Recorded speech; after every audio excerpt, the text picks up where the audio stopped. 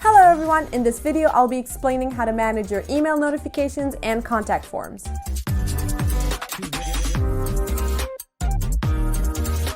First thing we gotta do is log in to access the back end of our website. To manage your email notifications, hover over WooCommerce and select Settings. Then go to the Emails tab. Here is where you can manage all your notifications. Let's briefly talk about each template. New order, canceled order, and failed order emails are sent to store admins to notify them on failed, canceled, or newly placed orders. The rest has to do with customers. These templates are used to inform customers on things related to order status, customer invoice, and things related to customer accounts. Let's go into one of the templates for admins to get a better understanding. To enter the template, you can either click on the title or click on Manage.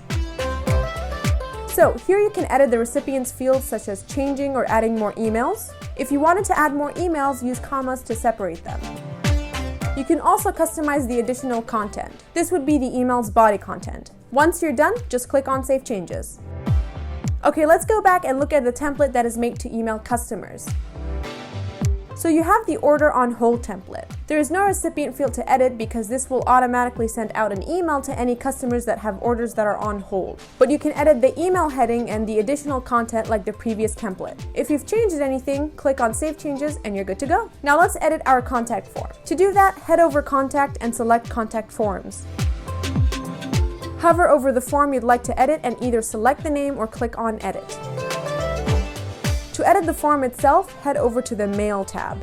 This is where you can customize your contact form. You can even add in multiple emails in the recipients field if you wish the forms to be sent to more than one person. Just like before, when you add multiple emails, use a comma to separate them. If you're done editing, just scroll down and click Save. That is all for this tutorial. If you found this helpful, make sure to hit that like button and subscribe for more videos. You can also check out our other tutorials listed in the description box below. Thank you so much for watching. Goodbye!